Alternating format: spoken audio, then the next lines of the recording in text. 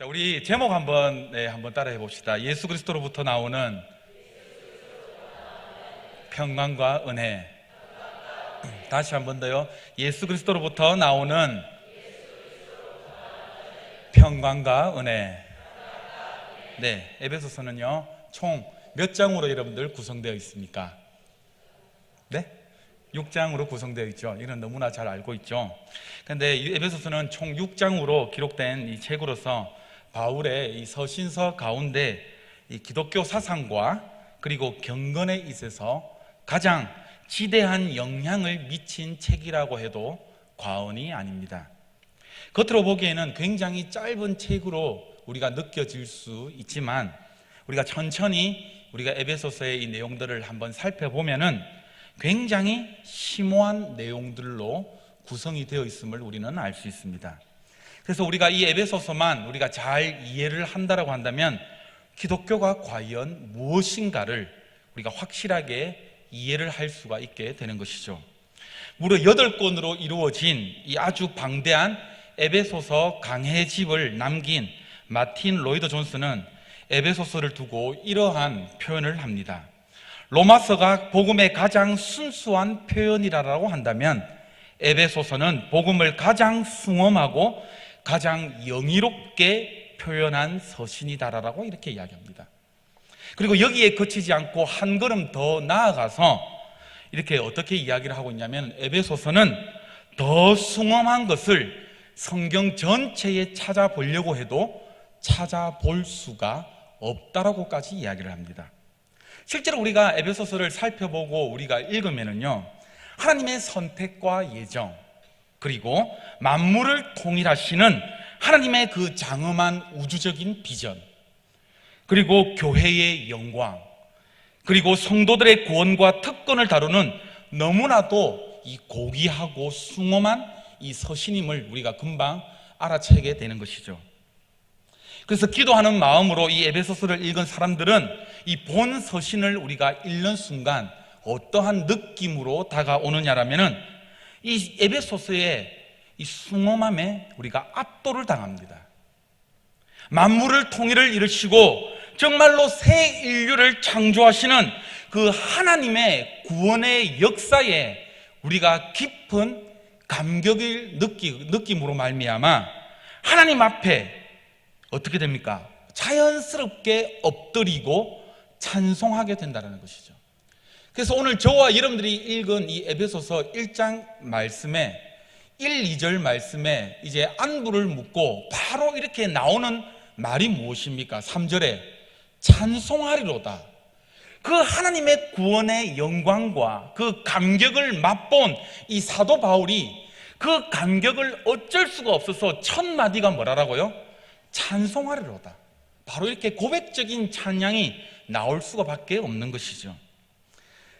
그래서 우리가 다 읽지는 않았지만 3절부터 14절까지의 말씀을 보면은 이 사도 바울의 찬미문이다라고 이야기를 하는데요, 이 사도 바울의 찬미문은 에베소서의 전체의 분위기를 결정할 뿐만 아니라 동일한 감격으로 하나님을 찬양하도록 이 독자들을 지금 이끌고 있다는 것입니다. 그러면 우리 에베소서의 구조를 여러분들 담임 목사님께서 에베소서 이렇게 말씀을 이렇게 많이 가르쳐 주시니까 잘 알고 계시겠죠? 맞죠? 자, 에베소서의 구조를 한번 잘 살펴보면 1장부터 3장까지는 여러분들 어떤 내용으로 구성되어 있습니까? 구원. 네, 맞습니다. 하나님께서 우리를 어떻게 해요? 어떻게 천국 시민으로 만드시는가? 즉 다시 말해서 성도의 구원에 관하여서 1장부터 3장까지 기록되어 있습니다. 그러면 4장부터 6장까지 마지막 장까지는 그러면 어떻게 되어 있습니까? 네, 성도가 구원을 받았다라고 한다면 천국 시민은 과연 어떻게 살아야 할 것인가? 실천적인 내용들이 이제 4장부터 6장까지의 말씀으로 나와 있는 것이죠. 그래서 우리가 에베소서를 우리가 읽을 때에 무엇보다도 이 개인의 목적이나 취향대로 읽는 것이 아니라 항상 우리는 편지를 적을 때도 무엇입니까? 목적에 맞게끔, 맞죠? 편지를 적은 목적이 있을 거 아닙니까? 그래서 저자의 기록 목적에 따라서 우리가 이 말씀을 읽어야 된다는 것이죠. 우리도 에베소 이 성도들과 같이요, 우리도 과거에는 어떤 자녀들이었습니까? 허물이 많고 소망이 없던 자였고 정말로 죄 때문에 영적으로 죽었던 자들입니다. 그래서 세상에서는 소망이 하나도 없고 하나님을 알지도 못하던 우리가 존재들인데, 그런데 긍휼이 풍성하신 그 하나님께서 예수 그리스도의 그 피로 말미암아 우리를 살려서 무엇을 삼아 주셨다라는 것입니까? 바로 하나님의 자녀를 삼아 주셨다는 것이죠. 그리고 이것보다도 한 걸음 더 나아가서 심지어는 하나님의 영광에, 그 그리스도와 함께 하늘의 영광 보좌에 함께 앉아있는 그 영광을 우리가 어떻게 되었다라고요? 누리게 되었다라고요. 여러분들, 이 얼마나 이 놀라운 사실입니까? 그래서 한마디로 이 에베소서를 읽을 때에 이 감격을 느낌으로, 우리 목사님 느낌이 어땠어요? 라고 항상 물어보지 않습니까? 어떻게 여러분들 표현하겠습니까? 마이크를 지금 대시고 에베소서를 한마디로 표현하면은 어떤 느낌이십니까? 할 때 여러분들은 어떤 느낌으로 여러분들 대답을 해보시겠습니까? 제가 설교를 준비하다 곰곰이 어떤 느낌으로 대답을 할까? 저는요, 딱 한 단어입니다. 와우. 영어로 이야기하자면 awesome. 이겁니다. 와우. 이겁니다. 왜냐하면 제가 얼마 전에 기사를 봤는데, 이 미국의 나이가라 폭포를 이게 보면은요, 이 장엄함에 압도된다라고 이야기를 하더라고요. 그래서 안 가볼 때는 그 나이가라 폭포가 얼마나 그게 멋진 폭포인지를 잘 몰랐어요.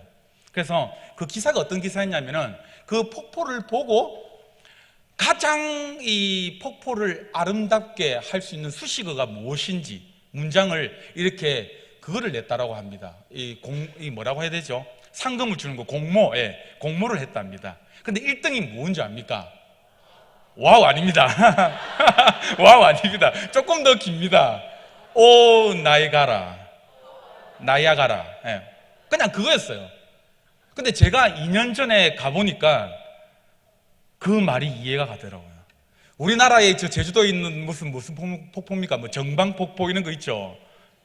애기 오줌빨입니다. 그냥 이게 너무 또 이상한 표현해서 죄송합니다. 이거 뭐 이게 유럽에 안 가서 보는데 애기가 이렇게 있지 않습니까? 이렇게 오줌 누는 동상이, 그게 어느 나라에 있죠? 그게 어느 나라에 있지? 하여튼 있지 않습니까? 유명한 그게. 안 가봐서 잘 모르겠지만. 그런데 그 배를 타고 제가 이렇게 구경을 했었는데, 그 감격, 절로 지금도 40장이 주 하나님 지으신 모든 세계인가요? 그 찬양이 절로 나올 수밖에 없어요. 아, 하나님께서 만드신 이 자연 만물이 이렇게 위대하구나. 여러분들, 그런데 바로 이러한 존재를 어떻습니까? 우리에게 베풀어 주셨다니까요.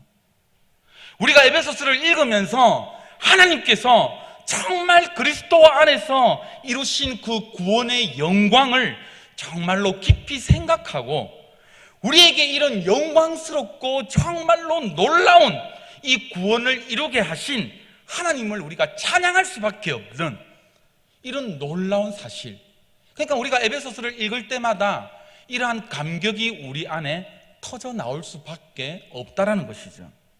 그래서 우리가 에베소서를 읽는 우리가 이 목적이요, 바로 여기에 있어야 한다라는 것입니다. 제가 오늘 생각을 많이 했는데, 철학 시간 때문에, 저 큐티학교 때문에 철학 시간을 조금 줄여야 하기 때문에 말씀을 6절까지를 다 할까 말까 말이 생각을 하다가, 오늘은 1, 2절을 인사 서두문을 중심으로 여러분과 함께 말씀을 나누고자 합니다.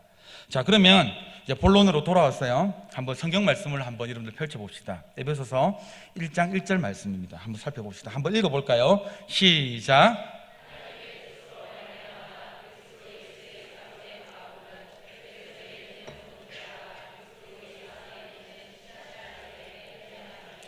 자, 1절을 잘 살펴보면은 여러분들 발신자와 편지를 적은 발신자와 수신자가 나와 있습니다. 발신자는 여러분들 누구입니까? 네, 예수 그리스도로 된 누구라고요? 사도가 된 바울이죠. 그러면 여러분들 수신자는 누구입니까? 에베소에 있는 성도들과 그리고 또 누구요? 그리스도 예수 안에 있는 신실한 자들. 이거는요, 에베소에 있는 성도들과라고 해서 여러분들이 조금 헷갈리실지도 모르겠는데 같은 동격이라는 의미입니다. 에베소에 살고 있는 거주하는 누구라고요? 예수 안에 있는 신실한 자들이 에베소에서 있는 자들이라고 이렇게 볼 수가 있습니다. 자, 그런데 인사말을 하는데 이제 무엇이라고 인사말을 하고 있습니까? 2절 말씀을 보니까는요, 하나님 우리 아버지와 주 예수 그리스도로부터 무엇이 있으랍니까? 은혜와 평강이 너희에게 있을지어다라고 지금 인사를 하고 있습니다. 오늘 이 시간에 이 짧은 두 구절 가운데에 예수 그리스도로부터 오는 이 평강과 은혜가 무엇인지를 우리가 오늘 한번 고민해보고 우리가 한번 생각을 한번 해보고자 합니다. 왜냐하면 그리스도인들은요, 은혜로 시작을 해서 평강, 평화로 끝나기 때문입니다. 오늘 그래서 이 시간에 우리가 믿고 있는 이 신앙의 믿음의 결과인 이 평강이 과연 무엇을 의미를 하고 있는 것인지, 그리고 우리가 기대하고 바라는 이 평강과 성경에서 약속하는 평강이 무엇이 서로 다른지를 우리가 말씀을 통해서 한번 살펴보고자 합니다. 예로부터 히브리 사람들이 해오던 인사말이 있습니다. 여러분들도 많이 들어보셨을 것입니다. 무엇이다라고 인사합니까, 여러분들? 네, 샬롬. 우리 좌우옆 사람 한번 인사해 볼까요? 샬롬 한번 인사해 볼까요? 샬롬. 네, 샬롬. 네. 한 5년 전에 샬롬이라는 이 CCM이 굉장히 맞죠? 예. 유행했다라면 그렇지만 많이 우리들에게 불려졌었죠. 샬롬, 이 뜻이 여러분들 무엇입니까? 평강, 맞습니다. 평강 또는 평화가 너희들에게 있을지어다, 있기를 바랍니다 라는 이 뜻입니다. 우리가 지금 쓰고 있는 개역 개정판과 한글 번역본에는요, 지금 평강이라고 되어 있는데 실제로는 평강이라는 이 단어보다 평화라는 단어가 이곳에서는 좀 더 잘 어울립니다. 왜냐하면 평강이라고 번역된 이 헬라어 이 에이레네는 개인적이며 내적인 의미를 이렇게 표현을 하는데, 평화라는 것은 개인적인 차원을 좀 더 뛰어넘어서 관계적인 의미까지 포함하는 말이기 때문입니다. 그래서 이 에이레네, 이 평강, 이 평화, 이 뜻은요, 불화나 전쟁이 없는 그 관계는 물론 포함이 되고, 복지나 안녕, 우리가 흔히 웰빙이라고 이야기를 하는 것이죠. 이 안녕의 개념까지 포함된 히브리 단어가 무엇이냐? 바로 샬롬이라는 단어인 것입니다. 그런데 오늘 개역개정에서 그냥 평강이라고 되어 있기 때문에 또 헷갈리실 것 같아서 그냥 평강이라고 이야기를 하겠습니다. 자, 그런데 우리가 샬롬이라고 아까 전에 인사말을 했는데, 여러분들 그 인사말은요, 그 시대의 시대상을 반영합니다. 한번 잘 생각을 한번 해볼까요? 자, 우리가 인사말을 잘 연구를 해보면은 그 시대가 무엇을 반영하고 있는가를 우리가 알 수 있을 것인데, 우리나라에도 여러분들 예전에 여러분들 인사말이 무엇인 줄 여러분들 아십니까? 예, 밥 잘 먹었습니까?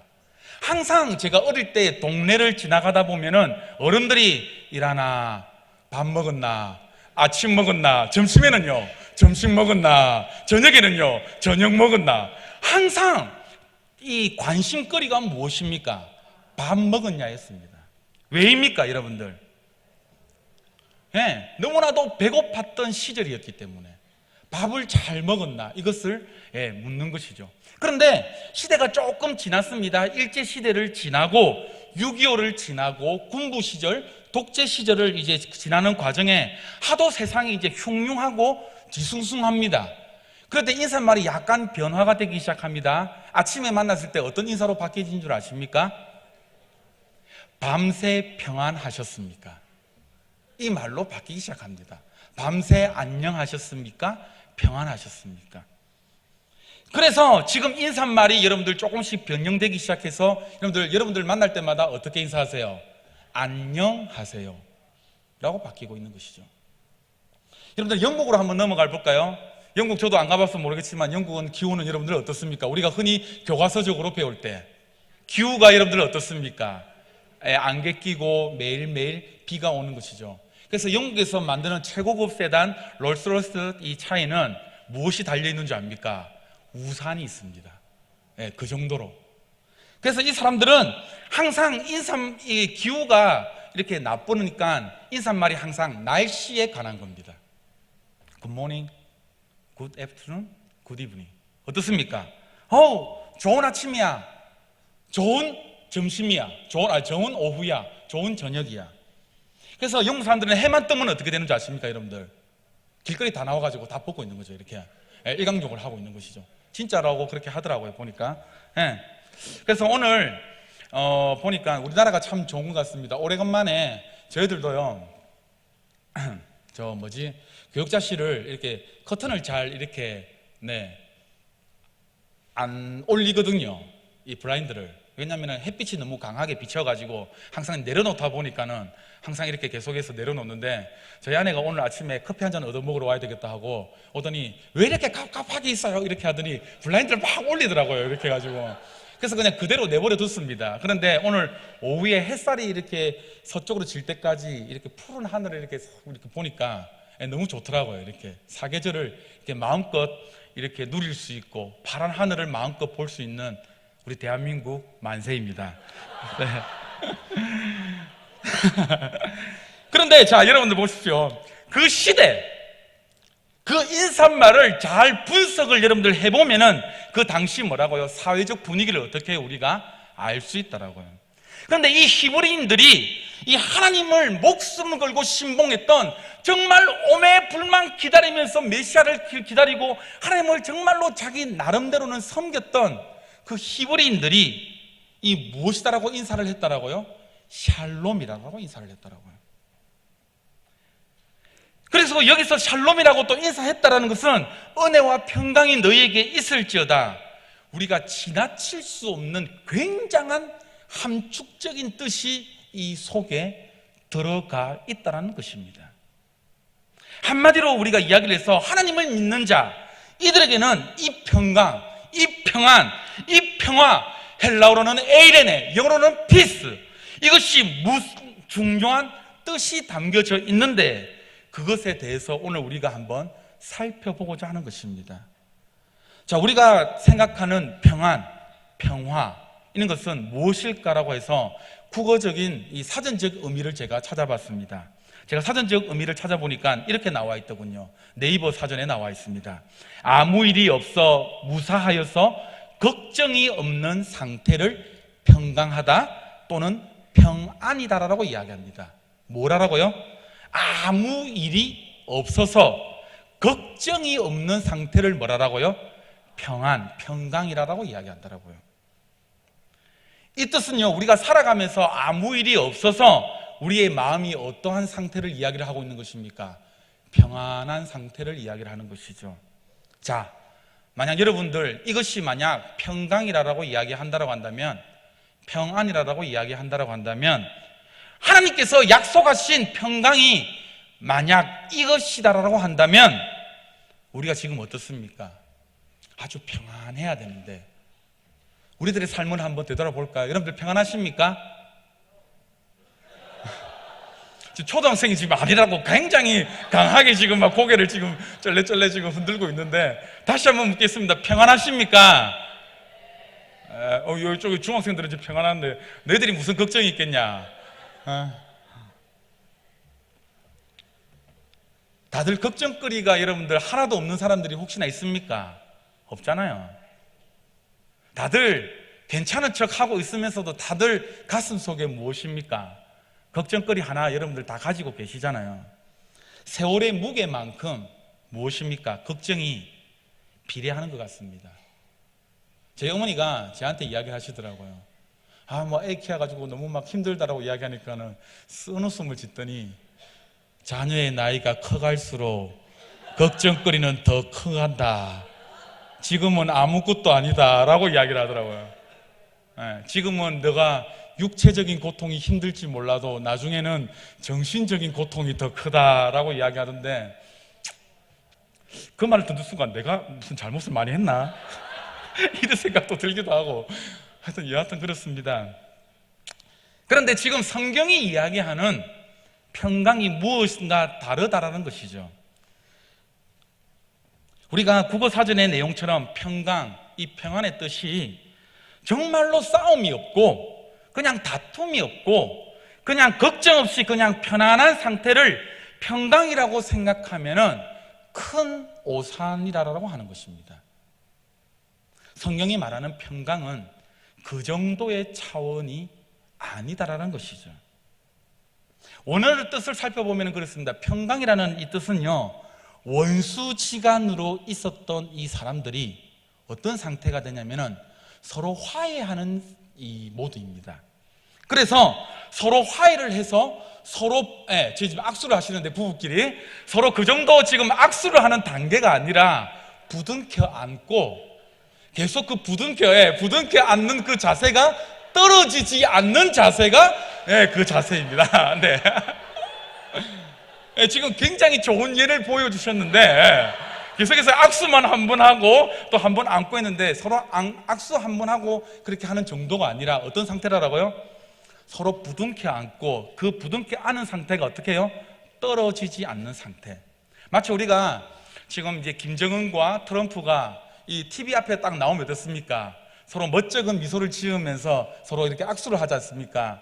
자기 신의 생각이 어떠한지는 모르겠지만 서로 이렇게 그냥 앞에서 화해의 모드로 제스처를 취하는 것이 아니라 정말로 어떻게 해요?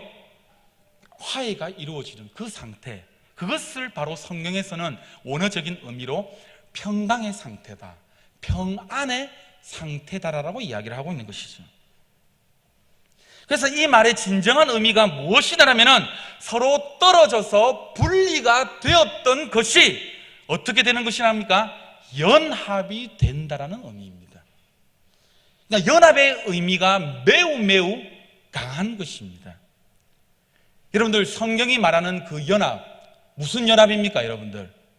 바로 하나님과의 우리와의 연합인 것이죠. 하나님과의 평강을 지금 의미를 하고 있다는 것입니다.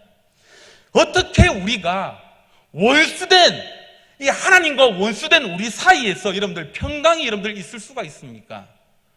그런데 이 사도 바울은 오늘 말씀에서 그렇게도 놀랍게도 지금 말씀하고 있습니다. 지금 이 평강을 지금 이야기를 하고 있더라고요. 모두가 원수가 되어 있는 이 사람들에게 지금 어떤 한 무리에게 지금 무엇이 지금 허락이 되어 있냐면은 평강이 지금 허락이 되어 있더라고요. 이것을 사도 바울이 깨닫고 무엇입니까? 찬송하리로다라고 지금 고백의 말씀이 터져 나오고 있다는 것이죠. 하나님과 우리 사람 사이가 원수가 되었던 이 상태에서, 분리가 되어 있던 이 상태에서 서로 마주보고 서로 얼싸안고 이 부둥켜 있는 상태에서 이제는 어떻게 해요? 떨어지는 것이 아니라 계속해서 연합이 되어 있는 상태, 이 상태를 무엇이다라고 이야기한다라고요? 평안하다, 평강이라고 이야기한다라고요. 그러면 여러분, 이 평강이 과연 어디서부터 오게 되는 것입니까? 이 평화가 어디서부터 나오게 되는 것일까요? 그 말씀은 바로 오늘 저와 여러분들이 읽었던 2절 말씀에서 너무나 자세하게 나와 있습니다. 2절 말씀 다시 한번 읽어보겠습니다. 2절 말씀입니다. 시작.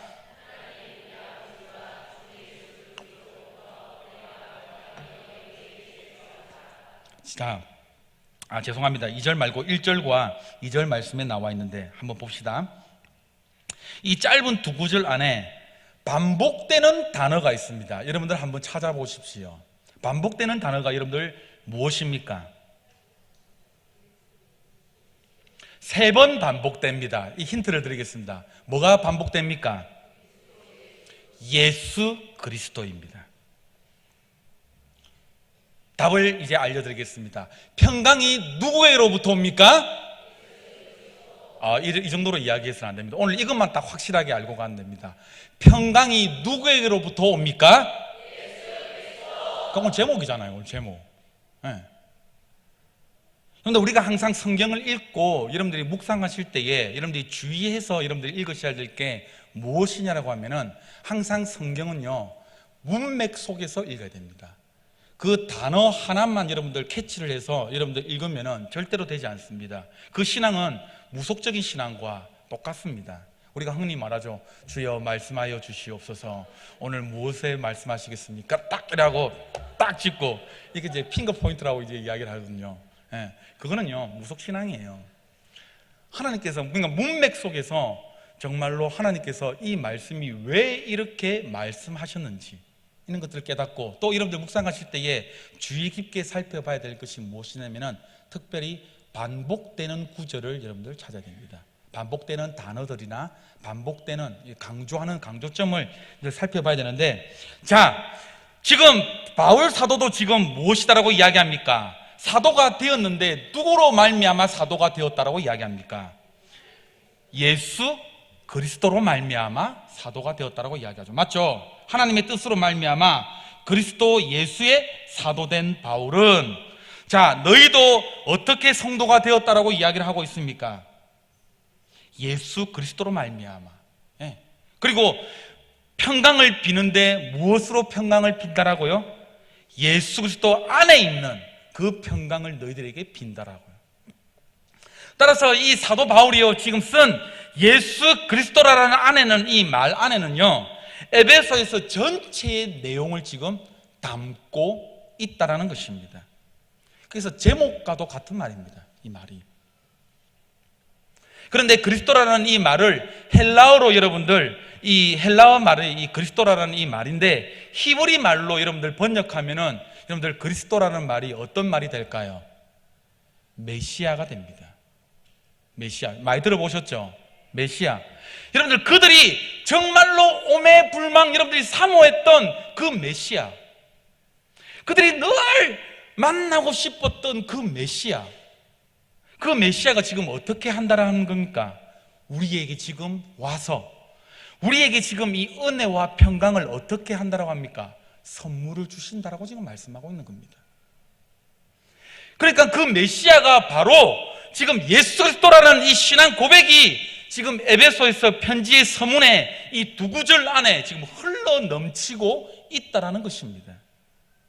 따라서 평강은 어떤 것입니까? 너희로부터 나오는 것이 아니라, 사람의 노력으로부터 나오는 것이 아니라 누구로부터 나온다라고요? 예수 그리스도께로부터만 나온다라는 것이죠.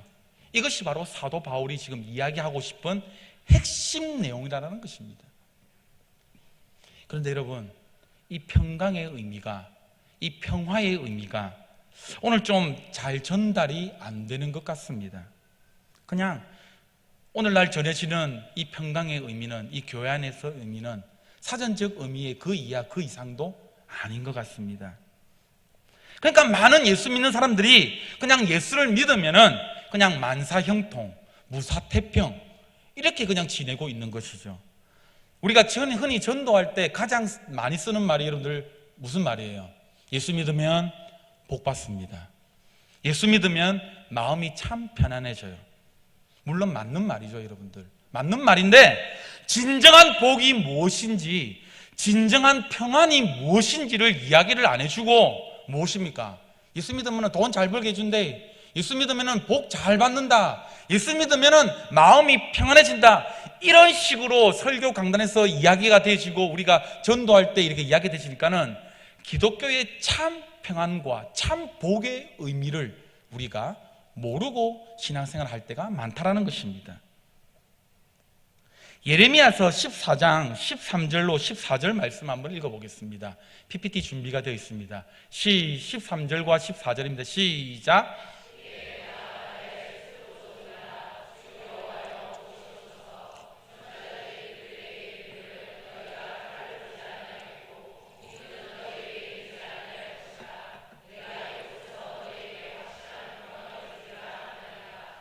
여호와께서 내게 이르시되 선지자들이 내 이름으로 거짓 예언을 하도다. 나는 그들을 보내지 아니하였고 그들에게 명령하거나 이르지 아니하였거늘 거짓 계시와 점술과 헛된 것과 자기의 마음의 거짓으로 너희에게 예언하는도다.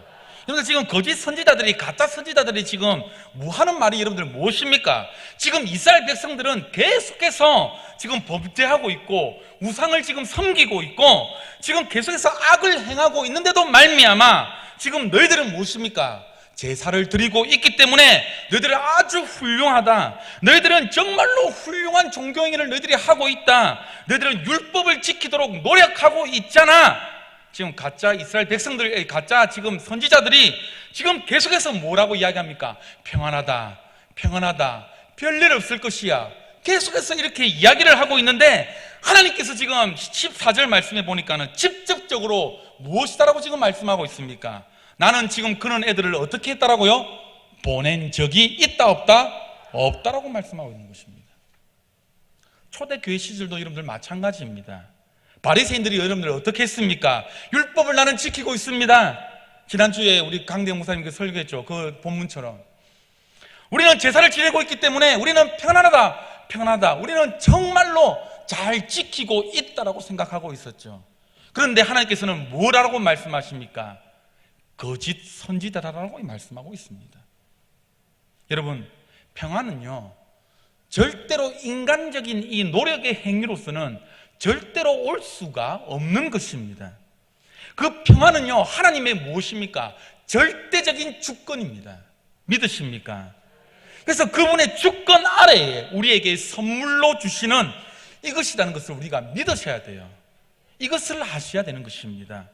예레미야서 6장 14절 말씀을 한번 읽어보시겠습니다. 예레미야서 6장 14절 말씀입니다. 시작.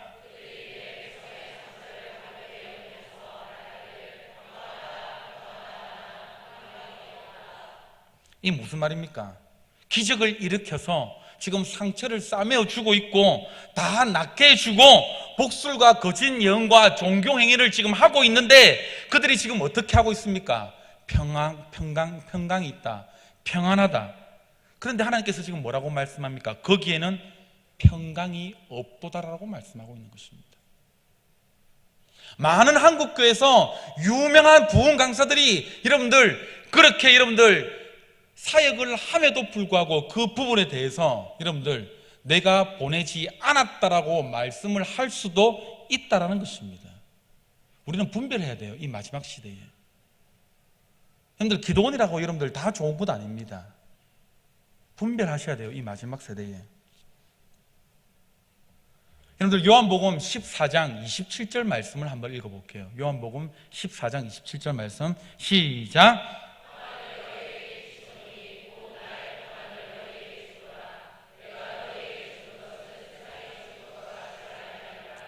너희는 마음에 근심하지도 말고 두려워하지도 말라. 점점 이제 본문이 약간 좀 이상해져 가고 있습니다. 맞죠? 자, 다시 한 번 더. 그러면 누가복음 12장 51절부터 53절까지의 말씀을 읽겠습니다. 시작.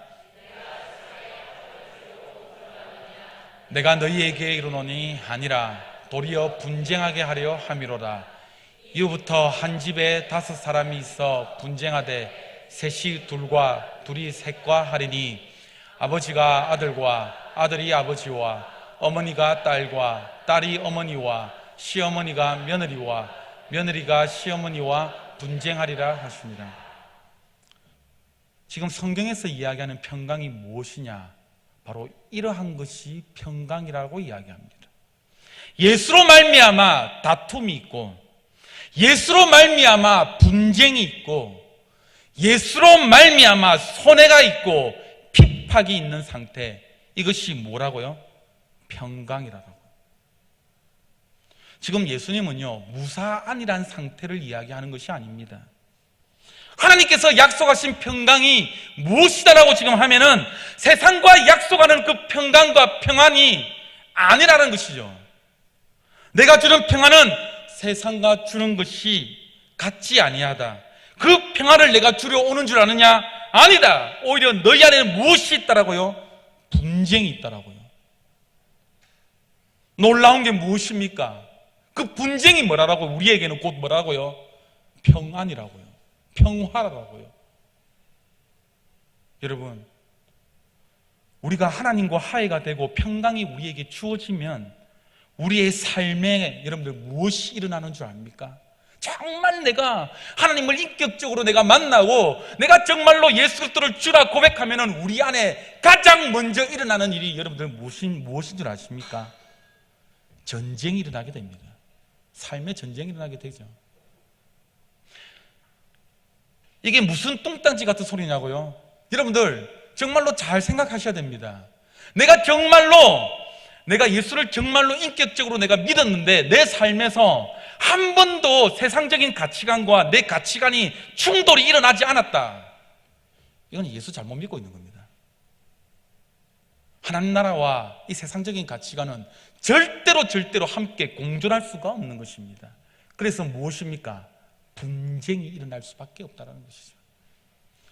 우리 사사기 내용에서도 여러분들 알 수 있지 않습니까? 에웃 시대에 태평하다라고 이야기하던 그 에웃 시대에 무엇이 있었냐면 바로 삼갈의 전쟁이 있었습니다.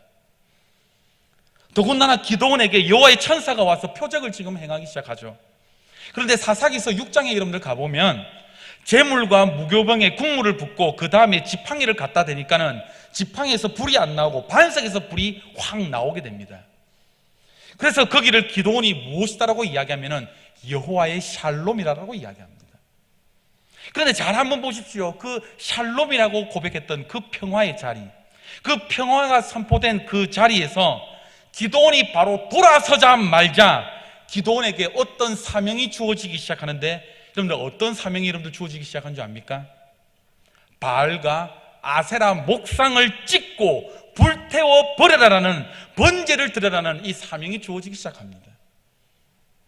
다시 말해서 여호와의 평강, 여호와의 샬롬이 선포가 되었는데 바로 지금 전쟁이 동일하게 그 다음에 선포가 되었다라고요.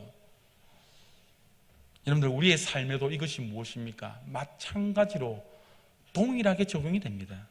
왜 그렇습니까?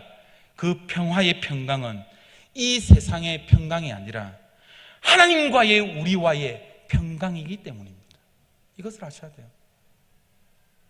그래서 우리는 이 땅에 살고 있기 때문에 전쟁을 할 수밖에 없습니다. 필연적으로.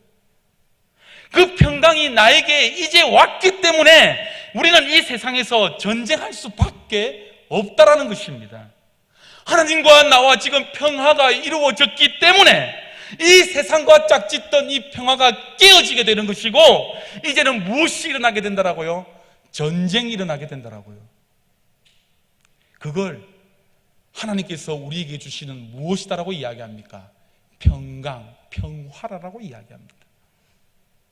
예수 때문에 내가 손해를 보고, 예수 때문에 내가 핍박을 당하고, 예수 때문에 내가 고난을 당하고, 예수 때문에 내가 멸시받는 이것이 무엇이냐?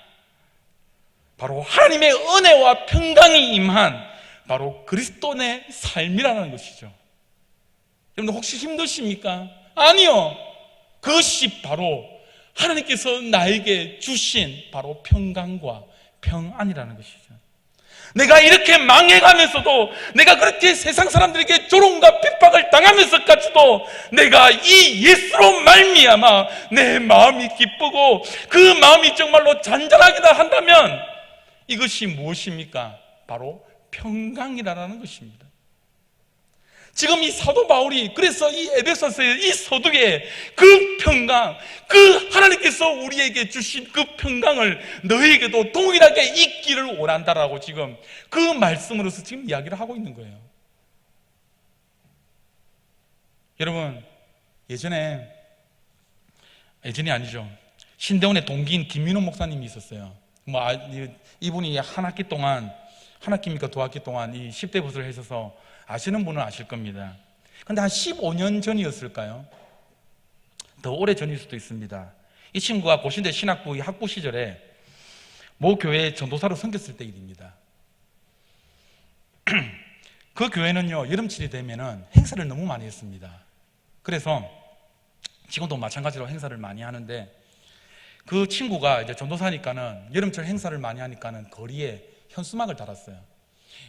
무슨 집회 있습니다, 무슨 이런 거 있잖아요. 거리에 이제 현수막을 달았는데, 이 친구가 현수막이 멀리서도 잘 보이나 안 보이나 이렇게 점검을 한다고 큰 대로변을 자기가 봉고차를 이렇게 타고 현수막 잘 보이는가 이제 운전자 입장에서 자기가 확인한다고 이렇게 봤던 것이죠. 그런데 현수막을 너무 주시한 나머지 앞에 트럭을 보지 못했던 거예요. 불법 주차를 트럭을.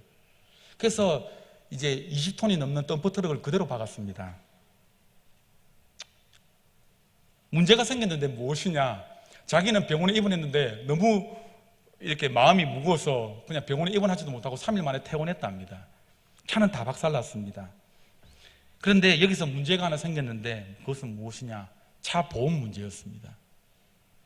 그 당시 교회차는 만 26세 이상으로 되어 있었고 자기는 만 20살, 이제 한 23살, 4살밖에 안 되었기 때문에 보험 적용이 하나도 안 되었던 것이죠. 다행히 뭐 크게 다치지는 않았지만은 봉고차를 폐차해야 됐었고 덤프트럭 수리비도 물려줘야 될 판입니다. 그 당시 그 친구가 섬기던 교회는 크게 부흥한 교회도 아니었고요. 그렇게 재정이 넉넉한 상태가 아니었습니다.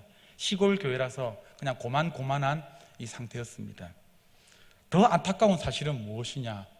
스타렉스를 뽑은 지 얼마 되지 않았다는 것입니다. 교회 보험을 담당하시는 집사님이 담임 목사님께 이렇게 제안을 했습니다. 목사님, 아무도 보는 사람이 없었으니 그냥 보험 나이가 되는 다른 전도사가 운전했다라고 칩시다.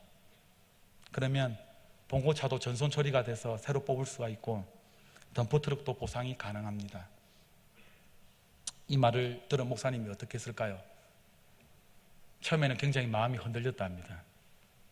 교회가 당장 그는 돈이 없었기 때문에. 그리고 봉고차도 그냥 하루 만에 날아가 버렸으니까 손해가 이만저만이 아니었겠죠.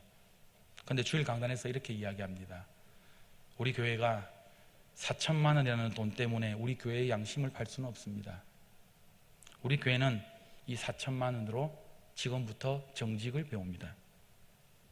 여러분, 참된 평안과 참된 평강은요, 나로 인해서 하나님이 손해보는 일은 나는 하지 않겠다라는 선언입니다. 다른 사람 보기에는 그것이 어떻게 평강이 될 줄은 모르겠지만, 평안이 될 줄은 모르겠지만 어떻습니까?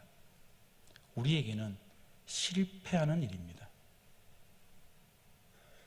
그러나 이것이 우리에게는 실패같이 느껴질지도 모르겠고 다른 사람이 보기에는 우둔하게 보인다라고 할지는 모르겠으나 이거는 무엇이다라고 하나님이 보시기에 바로 평강과 평안이라는 것이죠.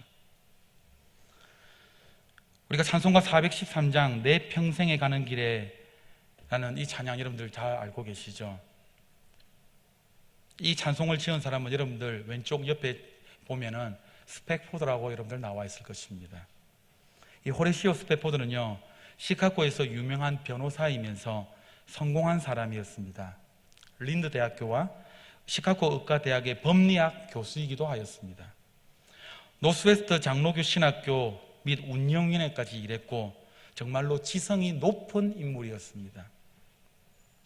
그리고 무엇보다도 놀라운 것은 세계적인 전도자 무디, 여러분들 알고 계시죠? 한 번쯤 이름을 들어보셨죠? 무디, 부흥사 무디의 절친한 친구였습니다. 그런데 그가 어느 날 43세가 되던 해에 1871년 시카고 대화재 사건으로 전 재산을 잃게 됩니다. 그리고 그 당시에 급성 전염병이 돌아서 피부 질환으로 첫째 아들이 하늘나라로 떠나가게 됩니다. 엄청난 시련과 자기의 모든, 엄청나게 잘 살았는데 자기의 모든 재산이 시카고 화재로 다 날아가 버렸고 그 다음에 그 전염병이 돌아서 자기 첫째 아들이 죽었습니다. 그래서 자기 집안이 풍지박산이 되어서 그 엄청난 시련과 고난 가운데에 스펙포드와 그의 가족은 휴식이 절대적으로 필요한 상황이었습니다. 마침 이제 유럽의 복음 전도 사역을 전개하고 있던 친구 무디의 전도 집회를 돕고자 먼저 1873년 11월 15일 스펙포드는 내 딸과 아내를 배를 태워서 이제 유럽으로 여행을 보냅니다. 나는 이 무디 전도 집회만 내가 이걸 해주고 내가 곧 뒤따라가리라라고 이렇게 이야기를 하고 가족들을 먼저 보냅니다. 아내와 딸을 배운 배는 순항하는 듯 했지만은 안타깝게도 그 배는 대서양 한가운데서 영국 철갑선 라키언호와 정면으로 충돌하는 사고가 일으키게 됩니다. 그리고 그 배는 226명의 생명을 바다로 안고 침몰하였습니다. 스패포드의 딸들은 모두 배와 함께 잠기게 되었고 아내만 물 위로 또 올라서 구명정에 의해서 구조가 되었던 것이죠. 9일 후에 다른 생도들과 함께 웨일즈 카디프라는 이 항구에 도착해서 급하게 전보를 칩니다. 나만 홀로 남게 되었다라고, 살게 되었다라고요. 이 비보를 접한 이 스태포드가요, 눈앞이 캄캄해지기 시작됩니다. 사랑하는 모든 딸들을 잃고 정말 정신이 없었는데, 그래서 정말 아내 걱정도 하는 것이죠. 이 아내가 지금 어떤 마음일까? 그래서 아내를 데리러 가기 위해 배에 오르게 됩니다. 배에 오르게 된 뒤에 스패포드가 선장과 이야기를 나누게 됩니다. 선장이 나지막하게 스패포드에게 이렇게 이야기합니다. 지금 이 배는 딸들이 잠긴 물 위를 지나가고 있습니다. 지금 이 장소가. 그때까지 애써 잠잠하게 이 평정심을 유지하려고는 했었는데 이제 모든 것들이 튀어오르기 시작하죠. 이 바다가 이 내 딸이 잠긴 바다구나라고 생각을 했을 때에 커다란 파도가 일기 시작합니다. 그래서 선실로 돌아와서 아픔과 슬픔으로 밤이 새도록 하나님께 울부짖었습니다. 주님, 누구보다도 내가 주님을 사랑했던 자인데 왜 어찌해서 나에게 이런 큰 시련을 나에게 주십니까? 스패포드가 방 안에 틀에 박혀서 두문불출하게 됩니다. 많은 사람들이 이 사람을 걱정하게 됩니다. 그런데 절망하여서 기도로 타놓았던 스패포드에게 갑자기 마음속 깊은 곳에서 이러한 마음이 솟아오르기 시작합니다. 평안하다. 평안하다. 하나님의 뜻이 이루어질 것이야. 모든 일이 잘 된 것이야. 평안하다. 그래서 아침이 되자 스패포드가 하나님께 주신 영감으로 지은 찬송가가 무엇이더라고요? 내 평생에 가는 길 늘 순탄하여 내 마음이 어떻더라고요? 평안하다, 평안하다. 자기 네 딸이 다 빠져 죽고 시카고 화재로 자기 재산이 송두리째 날아가고 자기 아들이 전염병으로 죽고 알거지가 된 이 상태, 내 딸이 죽은 그 바다 앞에서 지은 찬송가가 뭐라고요? 내 영혼이 어떻다라고요? 평안하다라고요. 이 모든 일이 다 잘 된 것이야. 내 마음은 편안하다. It is well with my soul. 내 영혼이 편안하다라고요. 여러분들, 이게 미친 사람이지 이게 어떻게 편안한 사람입니까, 여러분? 그런데 웃긴 사람은 무언가 예수 믿는 사람은 이게 이렇게 된다라니까요.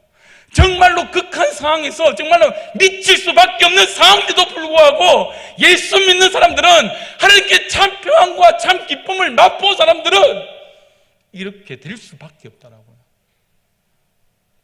여러분, 그러니까 하나님께서 이야기하는 이 평강, 이 은혜는 바로 이러한 평강을 지금 이야기하고 싶은 것입니다.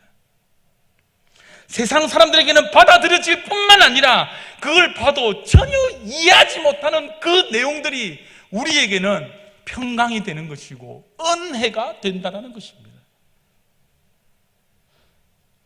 누가복음 19장 37절부터 42절 말씀을 읽겠습니다. 누가복음 19장 37절부터 42절까지 읽겠습니다. 시작!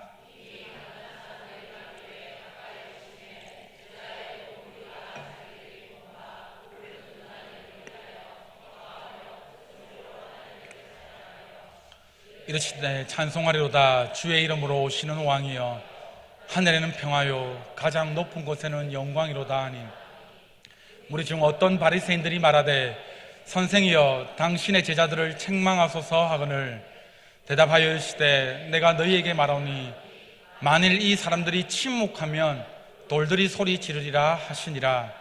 가까이 오사 성을 보시고 우시며 이르시되 너도 오늘 평화에 관한 일을 알았더라면 좋을 뻔하였거니와 지금 내 눈에 42절 말씀을 한번 보십시오. 뭐라고요? 다시 한번 읽어보겠습니다. 진짜 중요한 말씀입니다. 시작.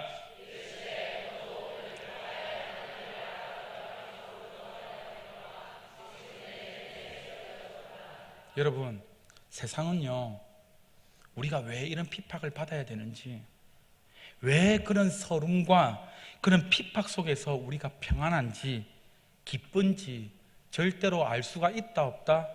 없다라고요. 그들 눈에는 숨겨졌다라는 것입니다. 그들은 관심이 없을 뿐만 아니라 받아들이지도 못한다라는 것이죠. 오늘 씨 뿌리는 자의 비유 여러분들 잘 아실 것입니다. 네 가지의 밭이 있죠. 여러분들 어떤 밭입니까? 처음에 유년주학교 잘 나오면은 이게 아는 밭인데, 처음에는 무슨 밭요? 길, 그 다음에 돌, 그 다음에 가시, 그 다음에 좋은 터. 잘 알고 계실 것입니다.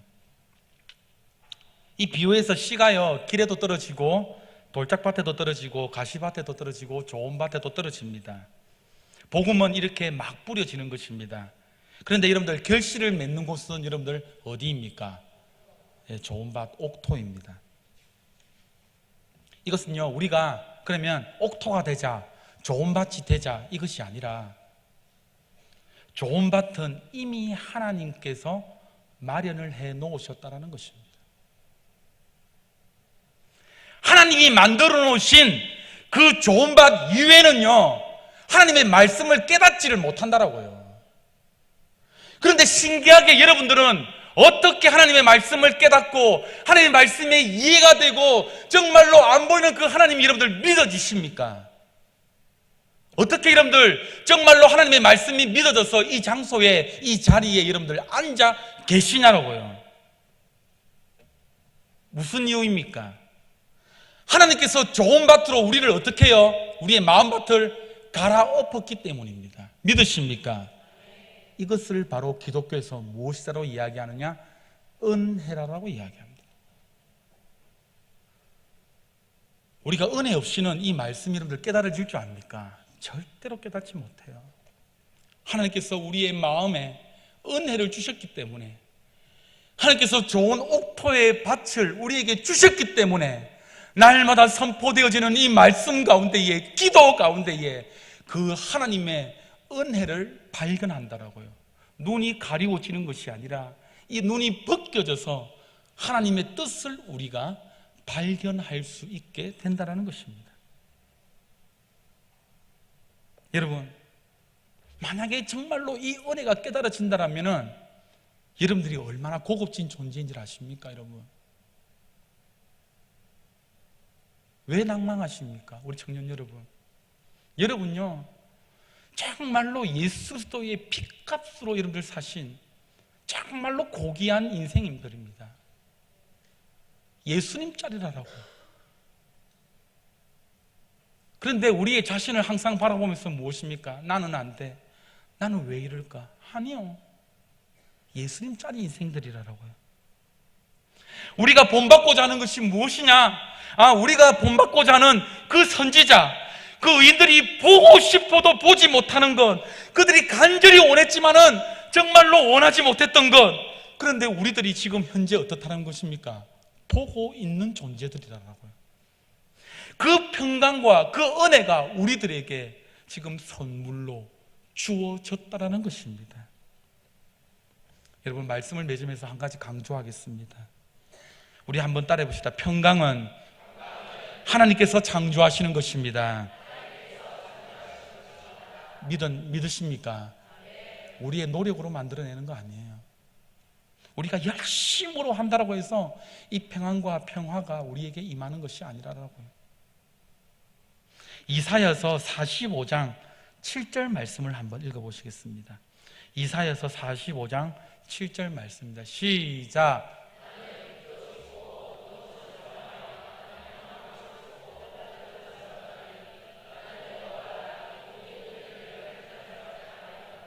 이 말씀을 믿으시기를 바랍니다.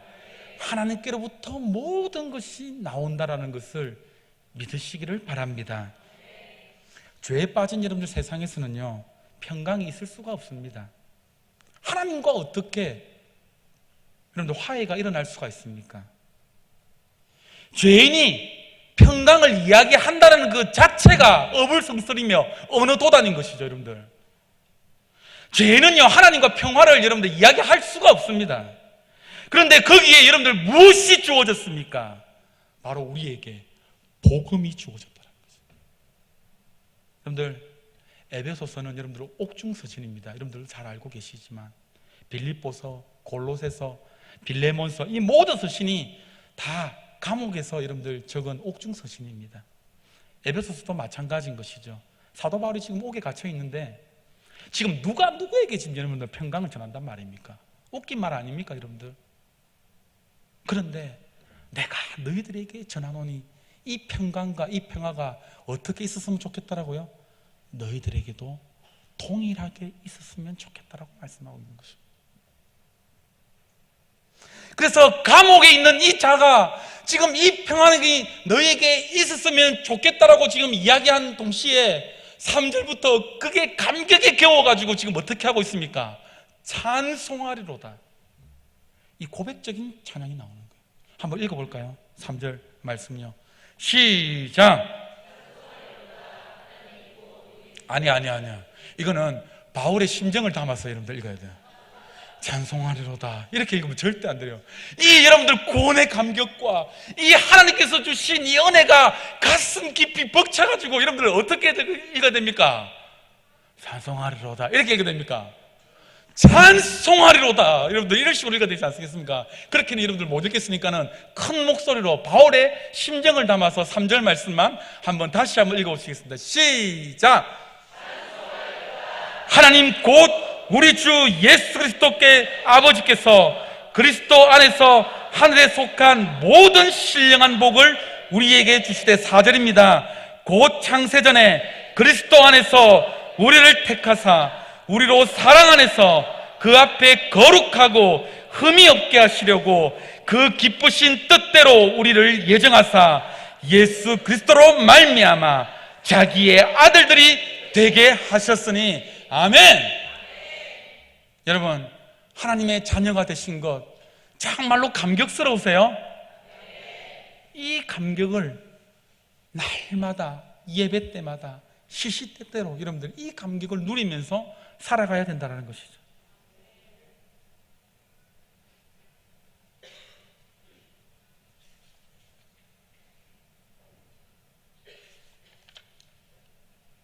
우리가 나라에 대해서 참 걱정을 많이 합니다. 그런데 우리가 강화문에 모여서, 우리 강화문이 아니죠. 강화문에 촛불 시위를 많이 하니까 강화문에 모여서 촛불 시위 한다고 이 땅의 안녕과 평안이 여러분들 찾아오지 않습니다.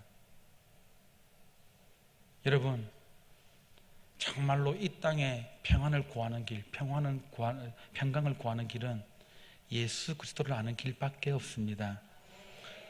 사랑을 함께하는 교회 성도 여러분, 우리는 예수 그리스도로 말미암아 화평을 누리게 되었고 평강을 누리게 되었습니다. 그리고 예수 그리스도께서 흔들리지 않는 그 잔잔한 평강을 우리에게 선물로 주셨습니다. 우리가 매일매일 살면서 확인하면서 우리가 지내야 될 게 무엇이냐라면은 내가 어떻게 살아가야 되는가, 매일의 삶 속에서 여러분들 물으시기를 바랍니다. 실패하면은요, 또 결단하고 또 일어서십시오. 우리가 이렇게 결심하면서 여러분들 나가는 겁니다. 조금씩 은혜를 알면서 우리가 변화되면서 나가는 것이죠. 그러면 우리 안에 무엇이 이루어지게 됩니까? 평화가 이루어지게 되는 것이고, 창세전에 불려졌던 이 교회, 그 보이지 않는 그 교회 안에 평강이 우리 속에 임하게 된다라는 것입니다. 어떠한 상황에서도 It is well. 주님 한 분만으로 만족합니다. 내가 정말로 주님 때문에 내가 참 평안을 누립니다. 이 깊은 은혜가 오늘 저와 여러분들에게 함께 있기를 소망합니다.